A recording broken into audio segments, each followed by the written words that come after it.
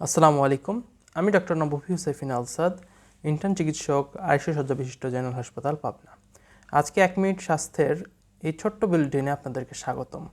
আজকে ছোট্ট একটি বিষয় নিয়ে আপনাদেরকে আলোচনা করব, সেটা হচ্ছে আমাদের নবীন ক্ষুদে রোজাদার যারা আছে তাদের স্বাস্থ্য বিষয়ক একটি গুরুত্বপূর্ণ কথা হচ্ছে এটা যে বাচ্চারা প্রথম যখন রোজা রাখে তখন সাধারণত খুবই উৎসাহ নিয়ে, খুব সাহস নিয়ে, খুব আগ্রহ নিয়ে রোজা রাখে।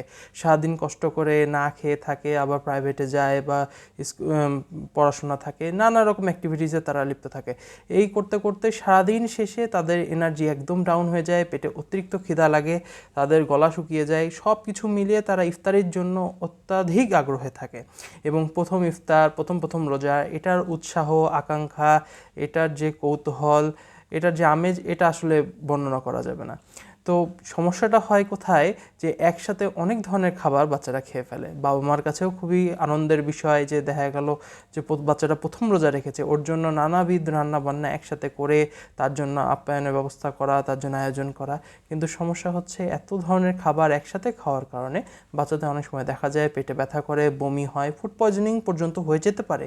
কারণ একদম ছোট বাচ্চা একটা মানুষ, হচ্ছে বয়সটা অল্প, হ্যাঁ, তার পাকস্থলীতেও একসাথে এতগুলো খাবার হজম করা কঠিন। তো আমাদের সবার জন্যই এটা একটা ছোট্ট একটা বার্তা যে হচ্ছে যে সারাদিন কষ্ট করে ইফতার করব, যখন আমরা সারাদিন রোজা রাখার পর খাবারটা আমরা আস্তে আস্তে খাবো। বিভিন্ন ধরনের খাবার আছে, অবশ্যই খাবো। আমি নিজেও ওটা ফলো করতে পারবো না যে কোনো কিছু খাবো না, সব কিছু বাদ দিয়ে দেবো, এটা সম্ভব না। প্র্যাকটিক্যাল হচ্ছে আমরা আস্তে আস্তে খাবো। হ্যাঁ, আমরা ইফতারটা আস্তে আস্তে খাবো, খেজুর দিয়ে শুরু করব, পানি দিয়ে শুরু করব, তারপর যেগুলো ফল আছে ফলমূল খাবো, একটু ছোলা টোলা সব খেলাম। কিন্তু যাই খাই একটু ধাপে ধাপে খাবো। একসাথে ভারী খাবার, খুবই তৈলাক্ত খাবার বা হচ্ছে রিচ ফুড যা বলে, আমরা একসাথে সব খেয়ে নেব না। এতে বাচ্চা হোক বড় হোক সবার জন্যই স্বাস্থ্য হানিকর হতে পারে। বিশেষ করে বাচ্চাদের এই সমস্যাটা হচ্ছে আমরা দেখতে পাচ্ছি, জন্যই আজকে আপনাদের জন্য এই ছোট্ট একটি আয়োজন। আশা করি সবাই ভালো থাকবেন এবং বিষয়টা খেয়াল রাখবেন এবং ছোট বাচ্চাদের তাদেরকে বুঝাবেন যে বাবা, তুমি ইফতার রোজা রেখেছো সারাদিন, তোমাকে অনেক অভিনন্দন, তোমাকে অনেক ধন্যবাদ, কিন্তু অনেক ধরনের খাবার থাকছে, কিন্তু তুমি একটু আস্তে আস্তে খাবা, বারে খাবা, সব খাবার তোমার জন্যই আছে, তোমার খাবার কেউ খাবে না।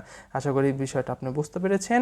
এরকম আরও অনেক সুন্দর ভিডিও দেখার জন্য সামনে খেয়াল রাখবেন, আমাদের পেজটিকে ফলো দিয়ে রাখবেন এবং আপনারা সবাই ভালো থাকবেন। আসসালামু আলাইকুম।